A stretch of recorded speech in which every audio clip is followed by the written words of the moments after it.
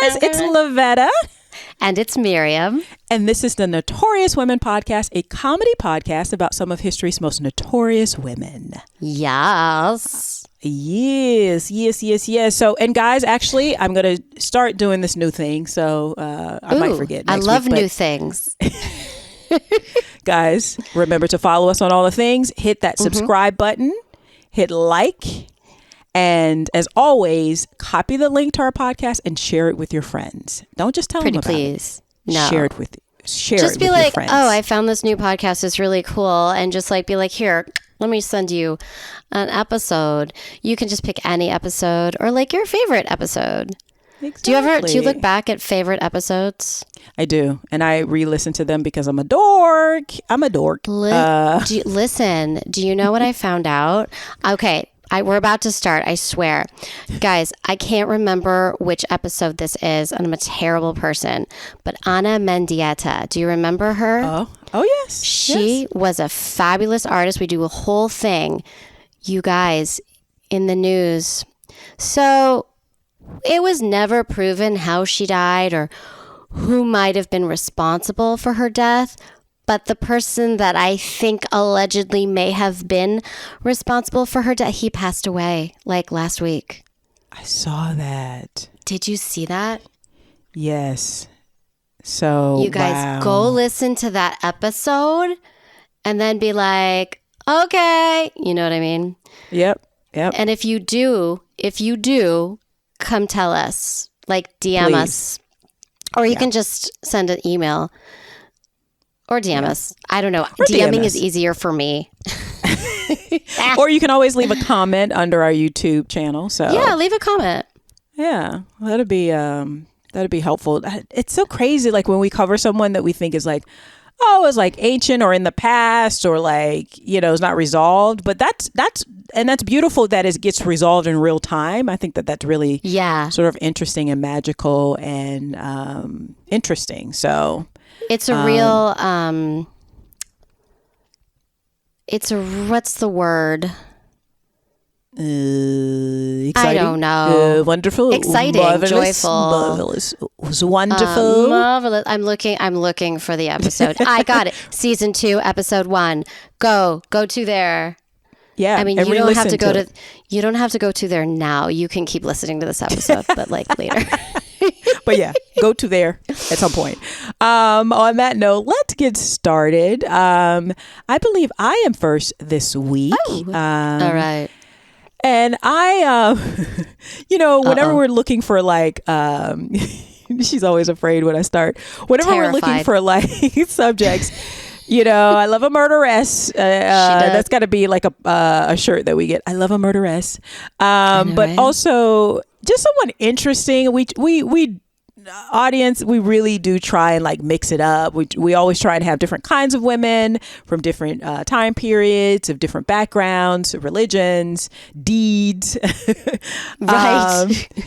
But I also love, because, you know, sometimes with murder and death, it's not always funny as much as funny as we are, because murder and death is not funny. Actually, it's very not serious actually business. funny. No. Yeah. No. Yeah. No, I agree with that.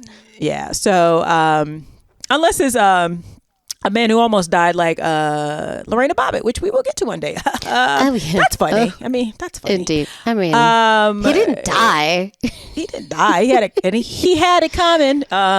So there's a whole musical about it, y'all. Okay. Exactly. But so, you know, a lot of times I'll do like a random search or of topics or something like that, and it's always like, what can I find that's interesting and keep, you know, that also might be a fun topic.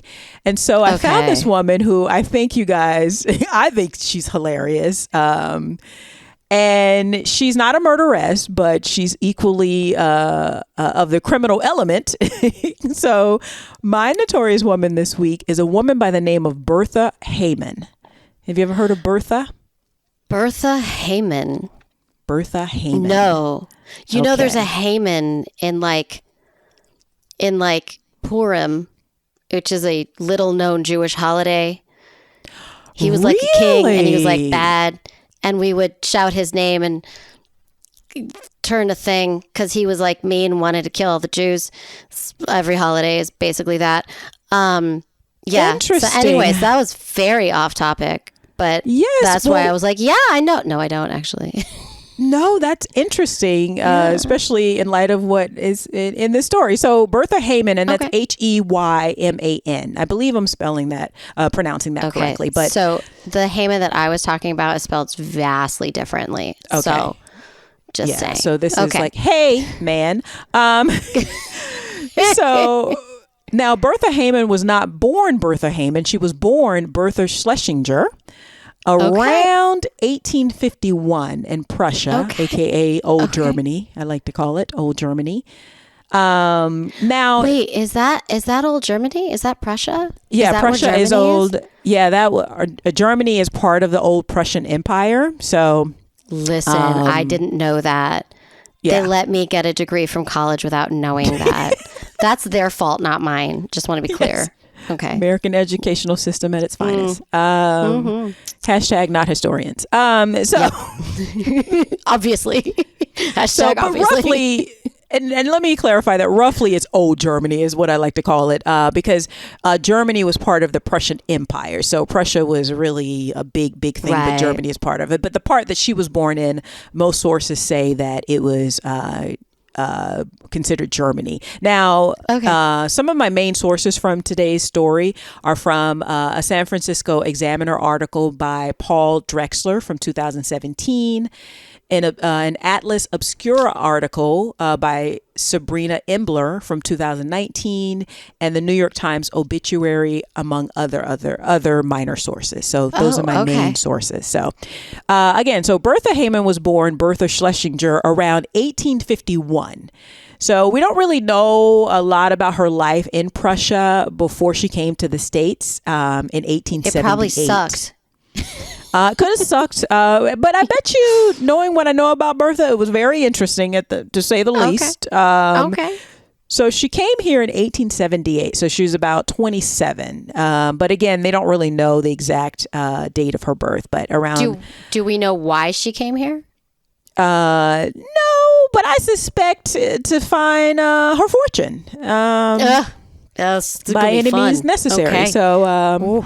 Now, she married twice. There's record of it once in New York City, and then once she got married in Wisconsin.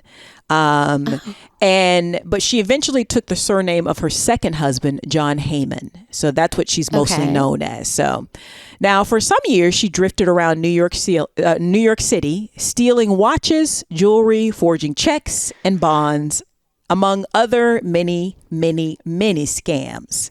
Yeah, Bertha was a scammer. So I feel like this is like the season of scams.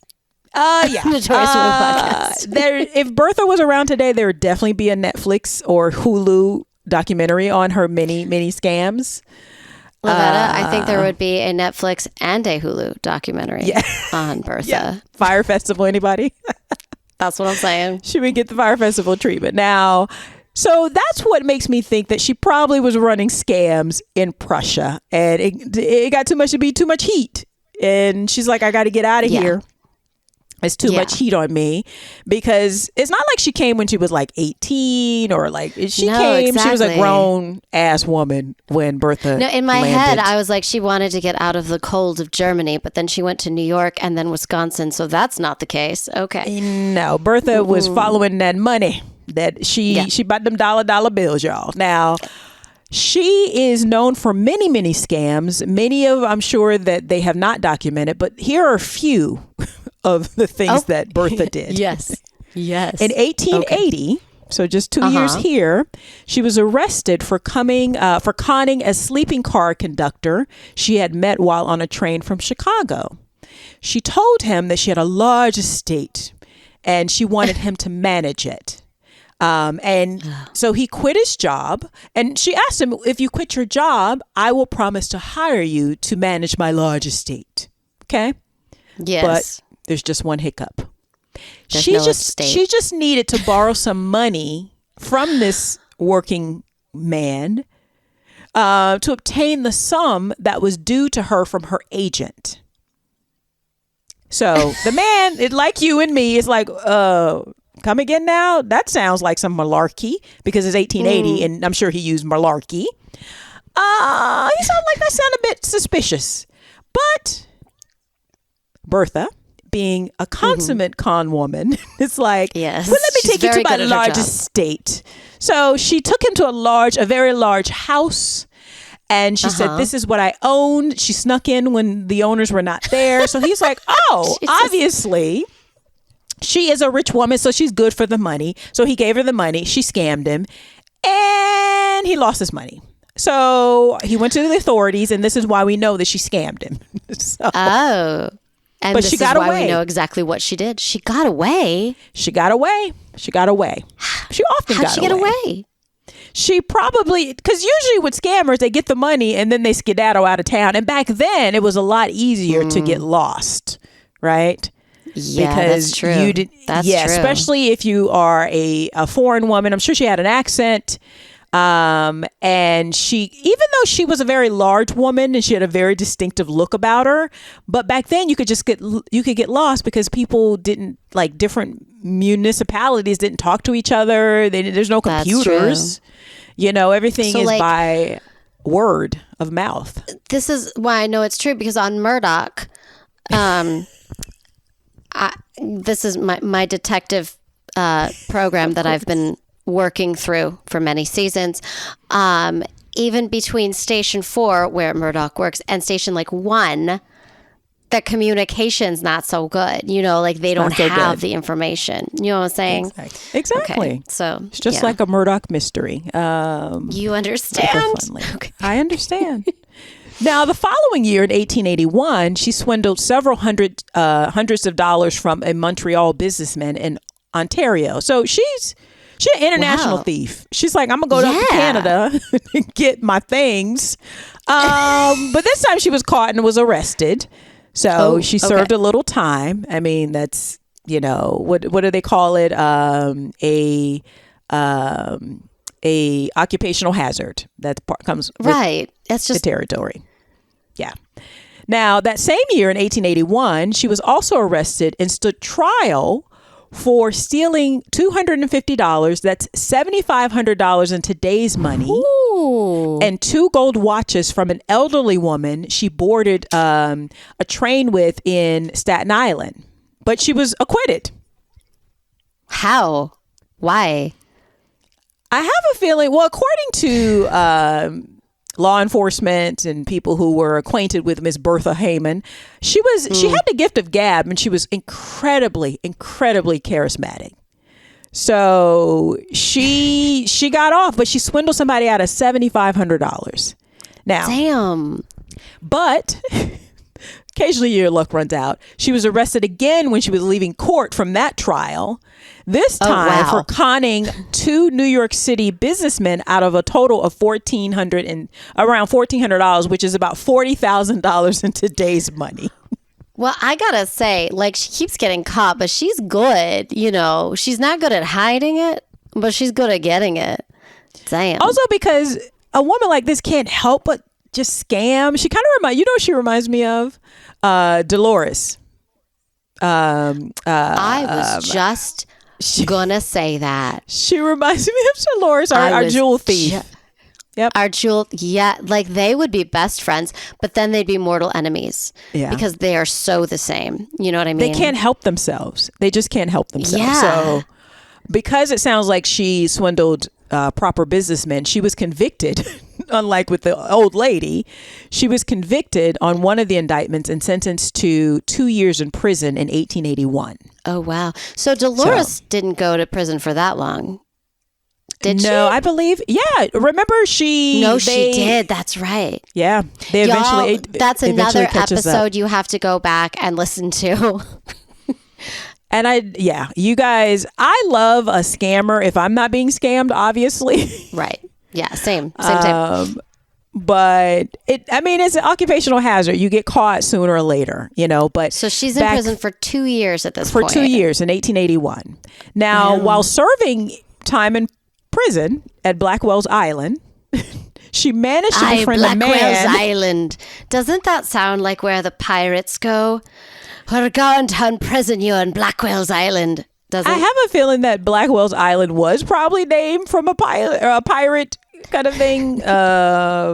Yeah, that definitely sounds like a pirate. Like I could spend the rest of this podcast talking in my pirate. Yep. You know I played a pirate once, right?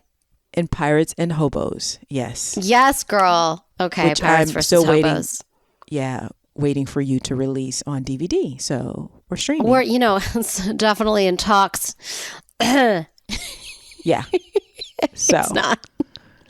Pirates versus Hobos. It's on Hobos. YouTube still. Okay. Yes. Go to there and watch that. Go to there if you must. It's glorious. So she's back on Blackwell Island now. She done been caught by the pokey. 2 years. That's some time. That's not like 2 months. That's 2 years. And you can imagine prisons back then were not. I mean, prisons today, I'm told, are terrible, but back then they probably were just unimaginably awful, right? But Bertha still had some little time on her hands because she managed to befriend a man and con him out of his life savings of $900, which was about $27,000 today's money, while at Blackwell's Island. Oh my God. Yeah. I'm sorry. I know it's a podcast, but I'm like a little speechless. Okay. From prison, knowing she could go back to stay longer, she still managed. Listen, I gotta say, give this woman like an MBA. She'll take over the world. You know what I'm saying? Listen, I understand Bertha's reasoning. I'm already here. So I might as well get these coins, okay? Give me the coins.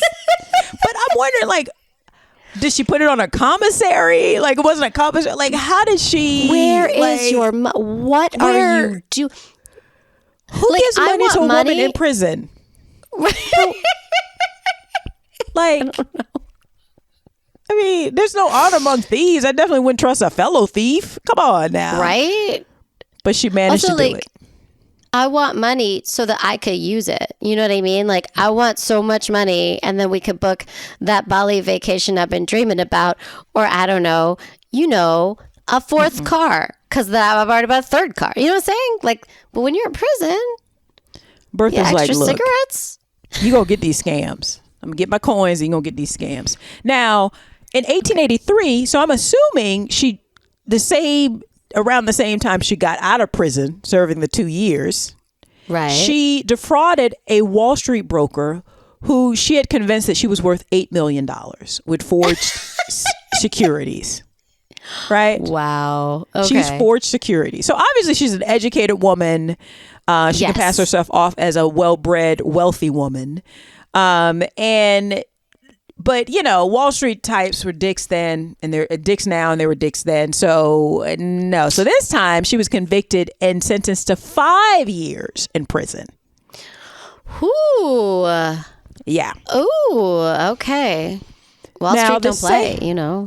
Now, obviously, Bertha is a regular among law enforcement. So this time, now that same year, she reportedly told a New Jersey police officer, quote, "The moment I discover a man's a fool, I let him drop." According to the book, Carrie Seagrave's Women Swindlers in America from 1860 to 1920, Seagrave Bertha added, quote, "But I delight in getting into the confidence and pockets of men who think they can't be skinned. It ministers to my intellectual pride," end quote. So that's what she likes to do. She likes to hustle and scam, especially rich men and men who think that, oh, she's just some silly woman. I think that's why the con works, because they underestimate her as being a woman, as being an immigrant woman. Mm-hmm. And she probably has a little accent, She has a little accent. And what's even crazier is that Bertha was not a looker. I'm gonna just be plain. She was not a handsome woman, as they would say back then. She was not a delicate flower either. Okay. Because later on during the war, we known as Bertha is associated with big tanks, and Bertha apparently was a good representation of her namesake. So she was an Amazon. She wasn't like Wonder Woman Amazon. No. By all accounts, she was very homely. And not Gal Gadot. No, not Gal Gadot. Now, in a 1988, who is Gal Gadot? Come on. That's true. She's a very beautiful woman. Now, in his 1886 book, Professional Criminals of America, famed New York City detective Thomas F. Barnes. Burns. It's Burns, but with a Y. That threw me off. Yeah. I do know you can read. I've seen you do it before. I've been reading good. I've been reading good sometimes. America, baby. America educational system. Yeah. Thomas F. Burns, in his book, Professional Criminals of America, he describes Bertha Heyman as, quote, Bertha Heyman, alias Big Bertha, confidence queen, one of the smartest confidence women in America. He goes on to say she is the boldest and most expert of the many female adventuresses. He literally says adventuresses who infest the country, end quote. Now, he has a description of Big Bertha. Big Bertha, that is so wrong. Maybe that's why she keeps scamming these men, because they call her Big Bertha. But listen, maybe that's why she's pissed. Women are angry. We talk about that. And also these societal standards of what our bodies should be. You know what? I'm going to swindle you at a $40,000. That's what I'm going to do about that. I see it. I see where she's coming from. Bertha's like, okay, That's fine. I'll see you that, and then I'm going to raise the stakes. So this is how he describes Bertha in his book, Professional Criminals of America, in 1886. 35 years old in 1886, born in Germany, married, very stout woman, height 5 feet 4.5 inches, weight 245 pounds, hair brown, eyes brown, fair complexion, German face, an excellent talker, has 4 moles on her right cheek. That was an inappropriate face I made when you said 4 moles on her right cheek. And maybe it's just the imbalance of moles in which I am responding to. Yeah. End quote. Right? Okay. Now, the reason why we know a lot of her scams is because they're detailed in this book. While at the time of the publishing of this book in 1886, he had said she's currently incarcerated. Quote, her sentence will expire in April of 1887. She possesses a wonderful knowledge of human nature and can deceive those who consider themselves particularly shrewd in business matters. End quote. Right? Yeah. I mean, this woman would be the CEO of Vogue. Mm-hmm. Oh yeah. She would. She would be a billionaire. Yeah. Adventurous. With extra S's. Yes. Now, remember when I told you she scammed the Wall Street guys, right? And was So she went to jail for 5 years, and as the book was saying, she was due to be out in April of 1887. Now, you would think being in the slammer for 2 years and then 5 years, because that's 2 long stretches, right? She would be like, maybe I'm going to change my ways. Maybe I'm going to find, if she has the gift of gab, find some rich, stupid man to marry you and you can stop scamming, right? Yeah. And I'm sure there's a lot of them, that's a lot of woman. And back then that was not a bad thing, actually. Especially for some men. Now, you would think that Bertha was like, you know what? I'm going to change my ways. I'm going to just scam myself into a rich marriage. Nope. Bertha's like, y'all got to get these scams. So apparently, soon after being released in 1887, a Bertha Stanley, yes, now Stanley, shows up in San Francisco in early 1888. Okay. Her mission was to go and see a man by the name of Dr. Messing, who was also the chief rabbi of Beth Israel congregation and an acquaintance of her from her childhood in Prussia. Okay. Right? Now, by this time, she's accompanied by a man by the name of Willie, who she says is her stepson, so a younger man. Okay. She tells Rabbi Messing that she that she had inherited $300,000, $6 million in today's money, from her husband, who was a Christian. But she wanted her next marriage to be with someone, because she was a Jewish woman. She had made a mistake. She said, I had made a mistake, so I want my next marriage to be with a nice Jewish boy. Right? Would that marriage be helped out by getting $200,000 from said rabbi? I mean, no, this is a different scam, right? So, and also he knows her from her childhood, so he's thinking, right? Oh, and she basically was like, I was a bad girl, bad Jewish woman, but now I want to make amends. Now I have this money, and now I'm looking for me a nice Jewish man, probably to combine our incomes. Can you help me out? Okay. So you go to the synagogue, right? Like you go to right. I mean, where your people are. Listen, that is advice every religious family has for their children. I will say that. Go to the mixer. You go to the mixer, right? You go to the rabbi. Mixer. You say, "This, my beautiful child is looking," and they say, "Come to the mixer." They still do this, and I think every religion, right? Everybody does this, and especially in 1888, right? So you're thinking, this rich Jewish woman, she's going to be a part of our congregation. We're going to help her out, find her somebody nice. So she offers. This is how the scam gets set up: $1,000 to the person who can find her a thoroughly acceptable Jewish husband. Right? Sorry. This is amazing. I love this story so much. Okay. Yeah. So then what happens? Okay. So, the rabbi's like, gotcha, girl. Say less. Have you met my brother-in-law, Abraham, a wealthy businessman? Right? By all accounts, Abraham falls madly in love with Bertha. Right? With all the moles. Hot. With the moles. I'm sure the promise of a $6 million dowry with a wife is not with a nice Jewish girl. It's a win-win, right? Yeah, so, love.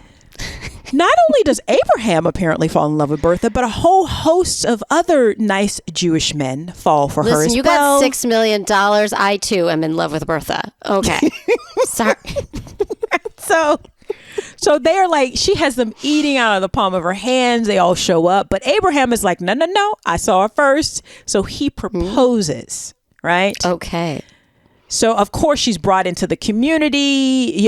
She makes the rounds to the upper echelons in the community, the top tier, the wealthy people. And again, she's very charming. Yeah. Even the cops say she's very, very charming.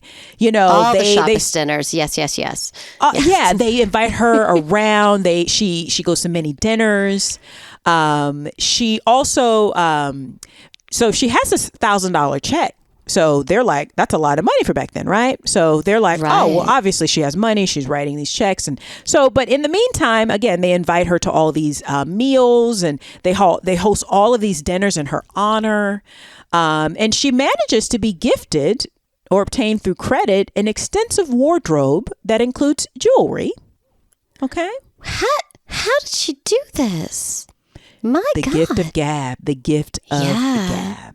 She's also leaning on, they all probably remember the old country. She's leaning on their nostalgia for home. She's a nice Jewish woman. She's made good here in America. She's playing on all of that, right? Yeah. So now one source I found said that even though Abraham was in love with her and he was like, I want to marry you, one source I found says that that she had told Abraham that Willie, her stepson, who's from the previous marriage, the man who left her all this money, was opposed to the marriage. And it was, it was a very patriarchal society. So the men want to make sure that the other men are good, right? So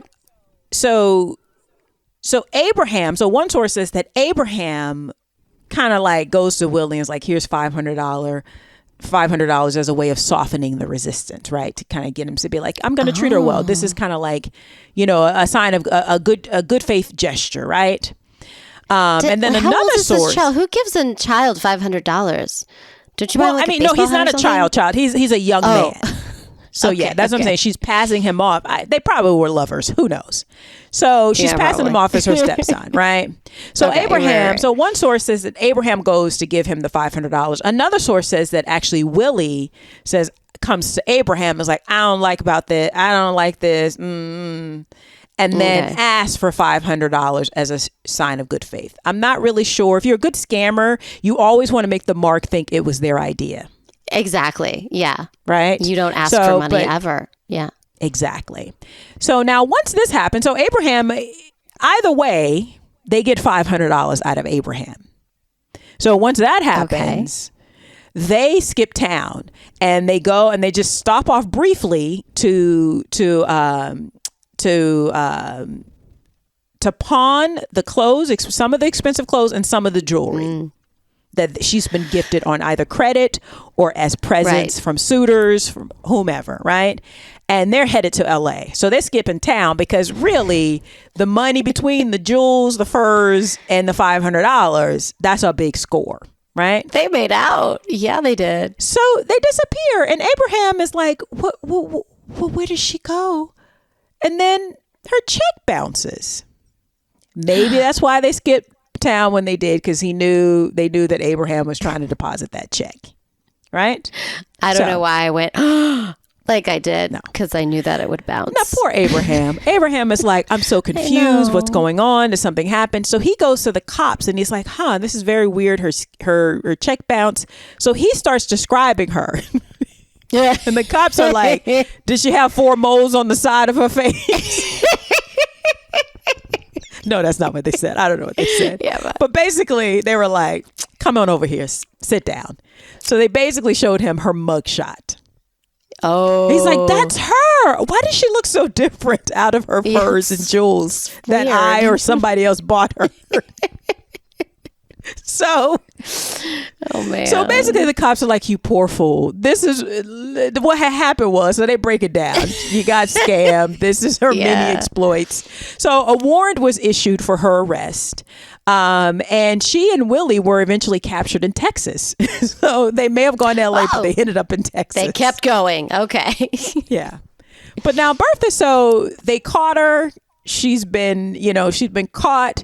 But because she's so charming, somebody needs to play this woman. She's so charming that she immediately goes into her Karen mode and she starts, being insulted. I'm not a scammer. I didn't do this. I've been framed. Whatever will work, right? I would like to speak to the manager immediately. Yes. She totally Karen this whole situation. So much so that the press got a hold of the story and she became a press darling. A favorite.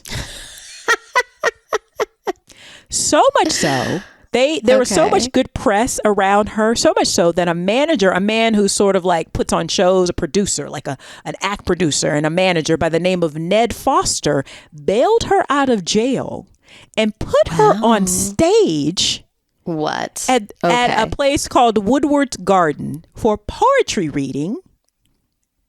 Charged tickets where nearly 18,000 people showed up. Oh my God. To watch her recite her original poem, The Confidence Queen.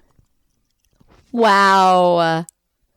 Now, Bertha was not an actor by training, but she obviously was an actor by trade because you got to be a good actor to be a con artist. Yeah. She recited her poem to applause. People loved her, right?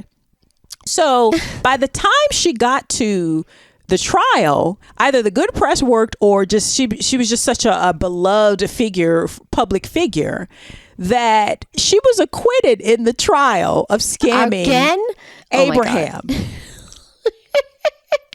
But she totally did it. And the synagogue. She totally did it. She got off, but not Willie. Oh no, really? Willie was convicted and sent to San Quentin for a short stretch. Wow. That's intense. Bertha, you know what Bertha did after that? What did she do after that? I think I like this acting stuff on stage. So she continued her theatrical career. Yeah. Despite lacking any real theatrical talent by all reports, right? Oh, really? Like she wasn't good? Yeah. No, I love that she wasn't good. She went on to play the Bell Union. It was one of San Francisco's most popular music halls. But eventually, Ned Foster, her manager, because he's like, well, we're selling tickets. This is a hit. Right. He came up with the brilliant idea to pair her with another act, an act by the name of Oofty Goofty. Oofty Goofty. I think that's how you say it. Oofty Goofty. Yeah. Okay. Basically, Oofty Goofty had made his living as a human punch bag. So it's all of this, like, the vaudeville kind of like amateur kind of theater kind of thing, right? So Ned Foster put Oofty Goofty along with Big Bertha, right, in these boxing matches. So they were mug it up for the crowd. Eventually she would knock him out, but they after like a very, I'm sure, very funny kind of routine, these two hit like gangbusters. They were so popular that Ned actually then went on and had them star, and he came up with a brilliant idea of having them star in a Romeo and Juliet production. Oh my God. Because I'm imagining that Oofty Goofty was not a large man and Big Bertha was a large woman. So the twist was during the balcony scene where Romeo's looking up at Juliet. No, they had to flip it. So Oofty Goofty's in the balcony looking down on Big Bertha because she was too big to be up in the staging of the balcony. Yep. Yeah. Enormous laughter and delight. I'm sure people loved, they were hamming it up. People got a show, and that's all you want with live theater, right? Especially in 1890, right? You just want a show. Exactly. Now, things are going well for Big Bertha, but Bertha couldn't resist. A scammer can never resist. It's like I knew you were going to say that. Yeah. So one day, Bertha tells Foster, her manager, that her suitcase has a false bottom containing $10,000. No, it doesn't, though. Okay, go on. Yeah, no, I know it doesn't. $10,000 in Canadian bonds. Okay. Oh, okay. And jewelry. Still doesn't. Mm-hmm. And she wanted him to find somebody to sell it to. So she asked for him to set up the sale and, How does he not go, let me see it? Come on, because y'all. she's charming. I'm telling you, this is an Academy Award winning performance by some actress, right? Right. Now, so while he negotiated with different people trying to find a buyer for it, she began to borrow small sums of money from him. Mm-hmm. Yeah. Just here and there. And she's like, oh, it's probably like, oh, I just need to, can you loan me this until we make the sale? And like, I can't wait until I get rid of this thing. And he's like, okay. So eventually, though, he says to her, how about I give you $1,600 for the trunk? And $1,600 was about $50,000 in today's money. Jesus. Now, I too Ned Foster have a trunk that has money. So could you give me $50,000 for it? No. Thanks. Miriam, she has Canadian bonds and jewelry. That's what I said. Okay. Lavetta, I have Canadian bonds and jewelry. And I need a buyer, but if you could just give me $50,000. Cool. Yeah. Cool. Yeah.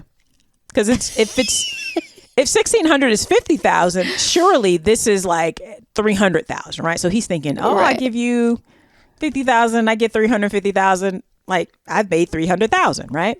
Mm-hmm. Now Ned is a bit of a mark, but he's not. He's no fool. Stupid. He's been he's been in the theatrics. He knows how scammy things can be. So Ned's like, let me sneak into your room and check out the merchandise. Yeah. Right? Yeah. That's the right thing to do. And guess what he found? Nothing. Nothing. He found nothing. Now, Bertha also claimed, and I'd like to think that he thought, almost got me. You kiddo.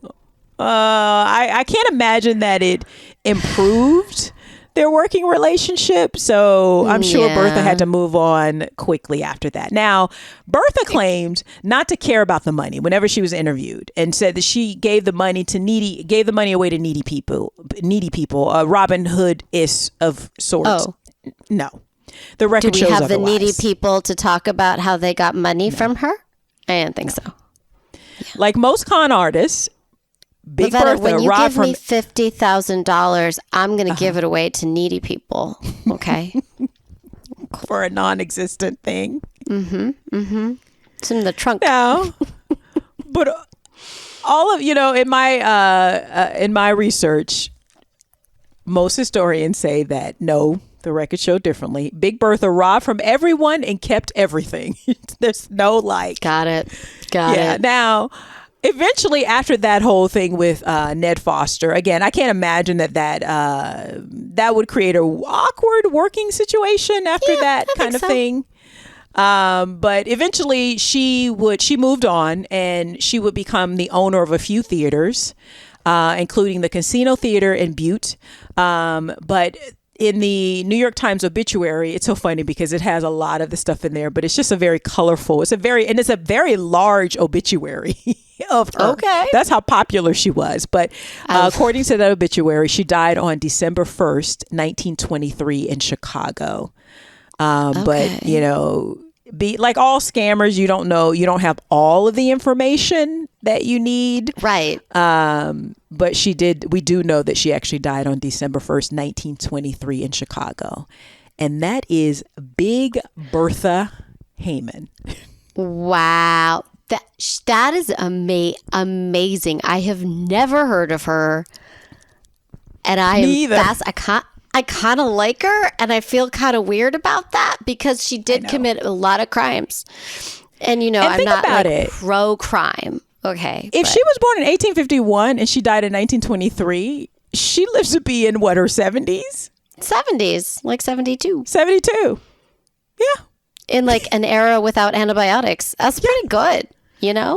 But what I love about her is that they were like, well, they're basically like, they were kind of making fun of her being like, she's Big Bertha, she's a ton and da. But Big Bertha's like, but I still got that money. Listen, she's healthy and strong and she could pay for what she wanted when she wanted, unless she was in jail. But that was, that was occupational hazard, like I said. Like, yeah. Big Bertha's like, again, she's like, you getting these scams, motherfucker. Like, I just love a woman who's like not blessed with natural beauty or daintiness, shrinking flour. No, she's like, you getting these scams. Yeah. And she always, her scams were always about her being a wealthy woman. Yeah. I like that. It was I always kind of like that about her. Yeah. She always, am I wrong that she only scammed men? Yeah, I mean, she scammed the older lady, but she only scammed rich people, very rich people. Yeah, very rich people. Yeah. If only she gave anything away, then you could say that she was Robin Hood-esque, but she did not. So. She did give it away to herself. Yeah. Okay, that's not giving things away. Yeah. Big Bertha. I love it. You don't make dinner for yourself and then say, I'm giving this dinner away and then eat it. You know what I'm saying? I made dinner for myself, Unless you're Big Bertha. Unless you're Big Bertha, and then you do what you want. Because she did what she wanted. Oh my God. Thank you so much for her. That was my pleasure. That was a journey. I love her. Yes. I love her too. Is that wrong? Big Bertha. It's wrong. Making her it's way like across. a little wrong. Scamming her way across the United States of America. She had to do what she had to do. Okay. Yeah. Listen. Okay. You ready for I'm ready. A totally different kind of woman? Okay. I'm wondering if you've ever heard of her. I have not until I researched. Okay. Her name is Taytu Betul. Taytu Betul? No. And we are going on a trip to Ethiopia today. Ooh. Yes. The birthplace of Christianity. Yeah. We'll sort of talk about that. Not really. Kinda. Okay. Touch. So she was born in Semyon, North Gondar, the Ethiopian Empire, according to a Raymond Jonas, a professor of history. I got my information from all over the place, including like Wikipedia, encyclopedia.com, and a couple of articles. I'll be honest with you right now, I forgot to write down. Okay. But I had to, another little piece. Hashtag not historians. Not historians, yes. So the scholarly consensus is that she was born around 1851. Her father, Raz Haile Mariam, that sounds like my name, right? was part of the ruling family of Semyon that claimed to be descendants of the Solomonic dynasty. I don't know anything about that dynasty, but that sounds important, doesn't it? Yeah, it does. Yeah. Okay. Sounds fancy. I'm going to go with fancy with that. Yeah. Okay. Fancy. They don't think she went to school because she was a woman, but she was taught to read and write in Amharic and Ge'ez, which was rare because in those times, girls did not get an education. It just wasn't done. I think even noble women weren't considered worthy of educating.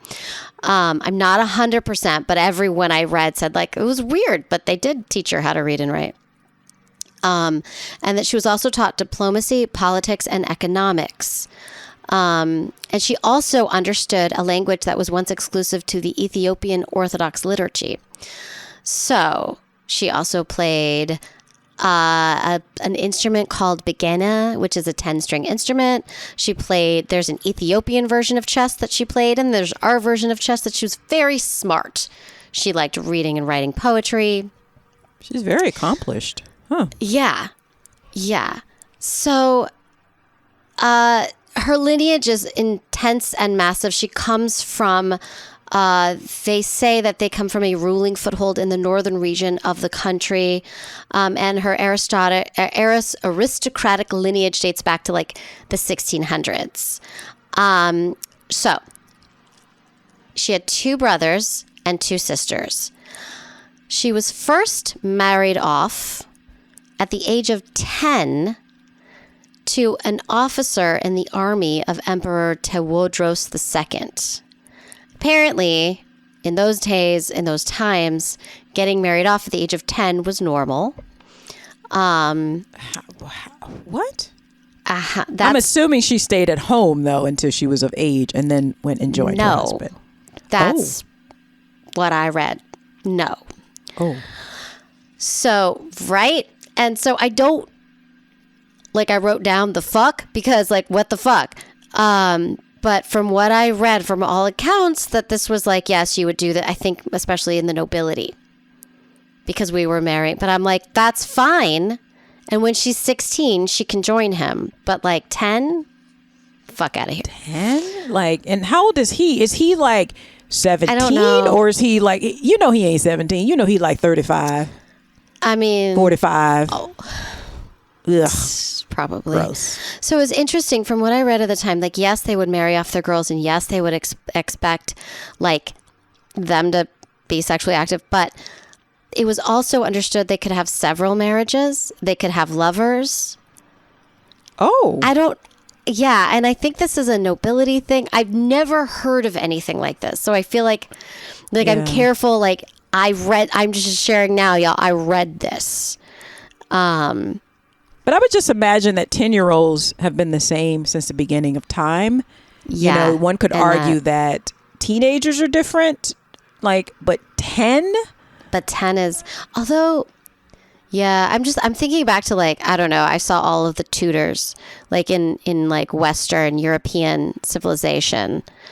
I don't know that much. I know they even married those them are off too very young. Yeah, they marry them off at 12, 13. But even 12, right. 13 is and that's what I mean. Usually when they're young, you hear of pharaohs or something, or a 6-year-old being married off, but it's not. Right. It's symbolic. It's not a real marriage. At the very least, they get their period and then they're sent off. Yeah, right. But 10 which is wow. still fucking shitty because I was 12. You know what I'm saying? But 10 is just because a 10-year-old. Have you met 10-year-olds? I can't imagine they're very different. Yes, back then they're very different. Yeah. So this is what happened, and I find that her story very interesting because I never negate the trauma of their childhood. That's why I like how we do this, where we talk about their childhood, because we'll see later what she does. But she gets married off at 10. A few days after the ceremony of their wedding, Tewodros, who was the emperor, got pissed off at her new husband and put him in chains. And apparently with some minor offense, he committed some offense. And she was forced to follow the army on foot, quote, chained at the wrist, grinding grain and cooking for the soldiers. So they didn't stay married long. So it's like, yeah, right? I did not expect you to say that. Did not expect to read it. Then she married a man, Kenya's Mak Zikagachu. That was like a weird accent, right? That was probably wrong. It was a man though, so whatever. And he beat her. So, fuck him anyways. Of course he did, because she's 10, 11, maybe? 11, maybe? So this is what she did. She announced she was going to visit her mother. Somehow, upon her leaving, in her husband's property disappeared many servants and much of his stuff just like vanished and ended up at her mother's house. Okay. So maybe we were wrong about these 10 and 11-year-olds. I was like, listen, yeah, take that shit. And she actually never, it said that she never bothered to get a divorce settlement. I don't know what that means, but she married again. And I'm unclear. Some sources say she married 2 more times. Other sources say she married 3 more times. But what I know is that her last marriage, the 4th or the 5th, was the king of Shua, who later became Emperor Menelik II, who's the emperor of Ethiopia. So they married April 1883, and they became one of history's most remarkable alliances. So talking about leveling up, man. Like she took. Wow. She was probably raised very fancy, probably given more than most girls, and then kicked to the fucking curb, a couple of times, and then was like, you know what, fuck this. Yeah. We'll marry him, I heard that.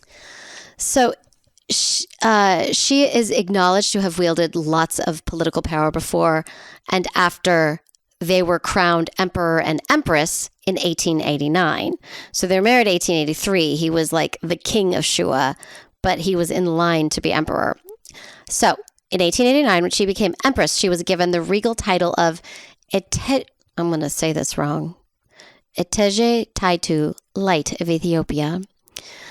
So P.S. cut to, they never had children and were pretty sure she was never able to have children. But because of her lineage and she was considered very beautiful, she was still considered like a good match, which is why she kept getting married, Gotcha. She led the conservative faction at court that resisted the modernists and progressives who wanted to develop Ethiopia along Western lines and bring modernity to the country. So, according to the historians, she was always consulted by the emperor, like her husband, before he made important decisions. So, she became a key player in the conflict over the Treaty of Wuchale with Italy. So, the Treaty of Wuchale was essentially it's essentially a treaty saying that we'll all get along just fine and Italy will rule Ethiopia. Cool. So she tore that shit up. So there's a diary of Augusto Salimbeni, who's an Italian engineer, and he was part of the delegation for that treaty. He provides evidence that she did play a significant role in the process of unification of Ethiopia. So she clarified issues for her husband, and he also talked about how she had an individuality and warmth as a woman that was rare. This is what he said. White man. Alert, white man. He said that was rarely seen by foreigners. So these white men are like, these women are not nice. I'm just trying to take over their cute little country, and they are so mean to me. I don't understand. Why? I just want to rule them. What is with, they have attitude. Okay. Seriously. Oh my God, that's a summary of colonialism. why are they so mean to me? I just want they have attitude. I love it. These black women have too much attitude. Why don't they just shut up and let us rule over them like God meant for us to do as pale people? Okay. Don't you see the color of my skin? Oh, no, not another strong black woman. Can't do that. Even in 1889, they talk about this bullshit, right? But right. And I love how, because she had power, she was able to be nice. She was able to tear that shit up and still smile and be kind. And all this white man, and he wrote this shit down, could see was that, oh, she was nice to me. Yeah. Bitch. Okay. No, she was not the bitch nice was to for me. him. It's like, why is she being mean to me? Well, she was warm. He said she was warm as opposed to all the other women who are not so warm. Okay. Yeah. That's that diplomacy that she was taught. Right. That's that diplomacy. What do you think she's being nice to you for, idiot? She just tore up your treaty, like in your face. Okay. Yeah. I don't know if it was like literally in his face, but it was like emotionally in his face, you know? Right. And she was right. The Italian version made Ethiopia an Italian protectorate. And so they had it in languages, and she was like, no, and the Amharic version didn't. So Italy, this will come as a surprise to you, invaded. It's not going to come as a surprise to you. Yeah. No. So a European country invading an African one?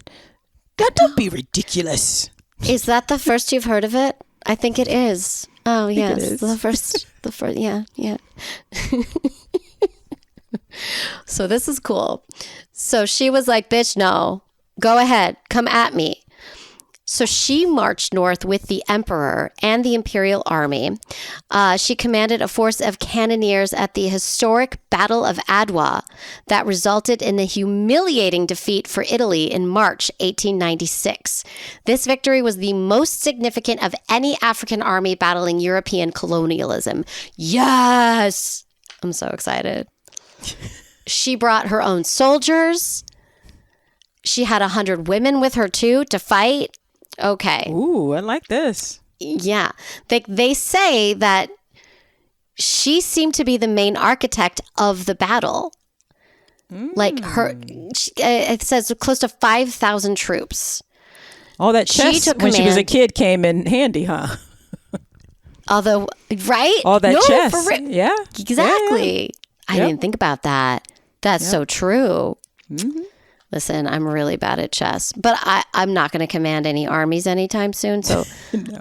I think we're good. Yeah. Me either. Good. Yeah. So she also took command of provisional and medical operations during the battle. And she commanded the operation to prevent Italian military access to all sources of potable water. Damn. Oh. She did not play. So they won, like, hands down. Because she was like, I told you no. So she was a military strategy genius. Yeah. Yeah. She was like, I told you get off my land. Yeah. I was going to let you eat dinner here. Get off my yard. Get off my yard, my lawn. I'll get off my lawn. So apparently Menelik, her husband, he did not like conflict. He didn't want to tell people no.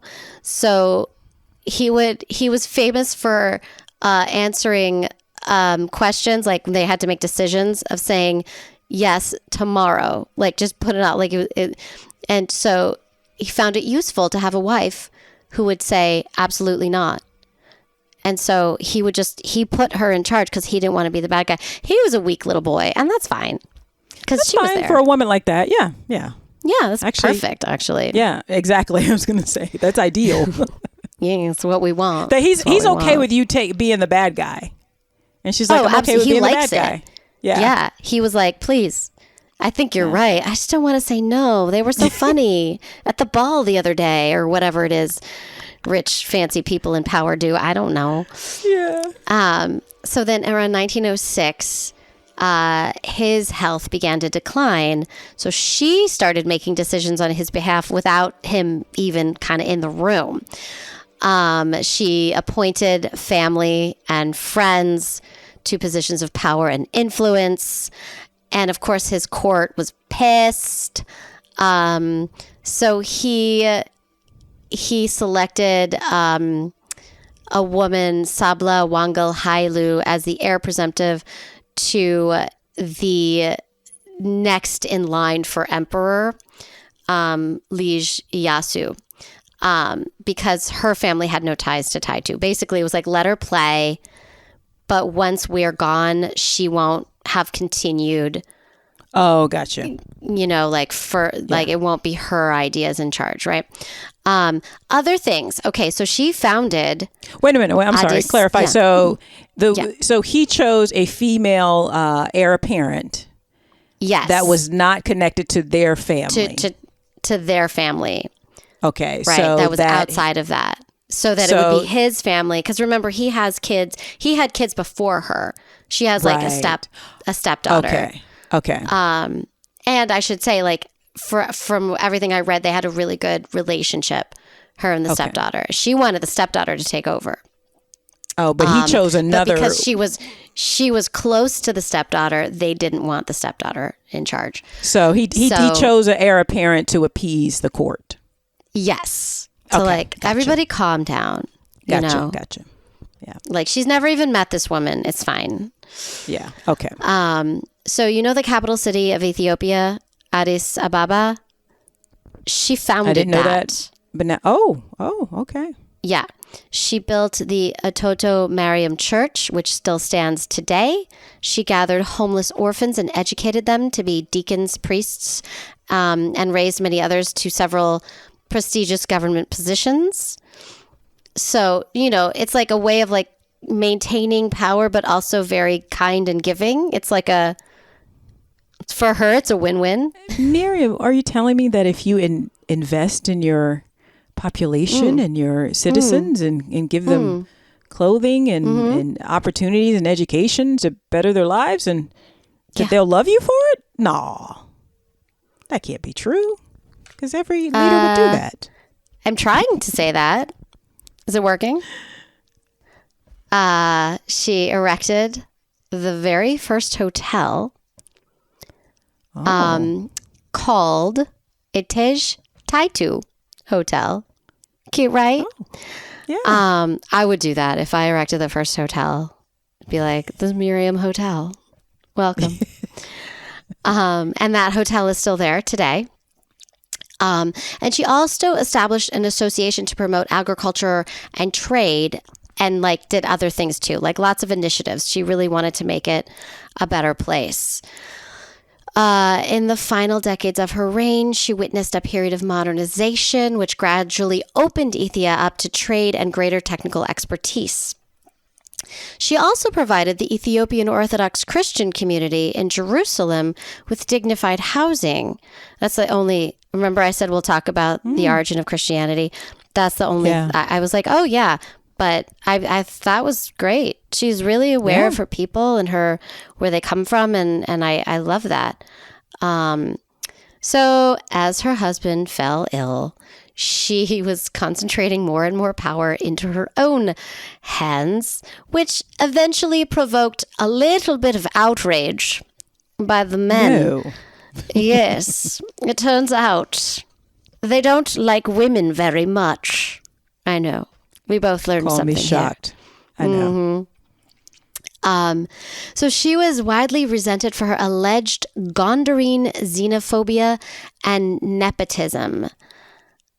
Gondarine is a region in Ethiopia. Oh, okay. She's kind of like from there. Alleged. I think they just didn't like her. And they conspired to remove her from state responsibility. The nobility, other nobility just decided to do that. So in 1910, she was forced from power, and a regency under Ras Tesema Nadu took over. So then they were like, all you can do is take care of your husband and like love him. and she faded from the political scene. He died in 1913 and was succeeded by his grandson. She was banished to the old palace at Entoto, next to the St. Mary's Church that she had founded years before, and where her husband had been crowned emperor.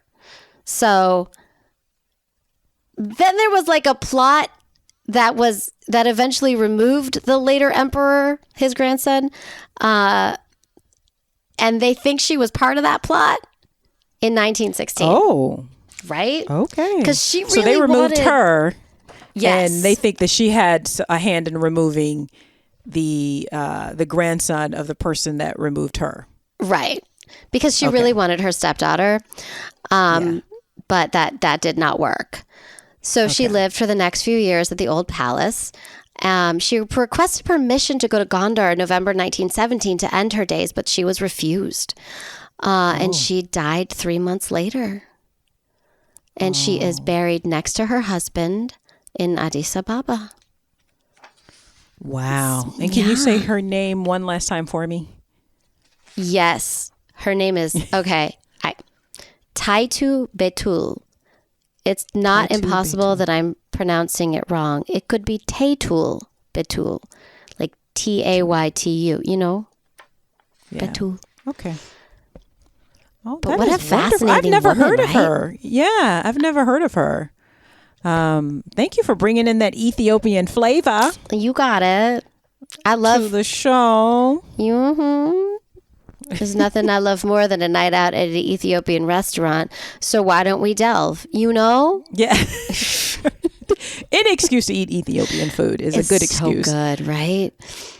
I love how today we had a scammer who purportedly took from the rich to give to the poor, and an actual rich royal who actually did help the poor. So, I know, right?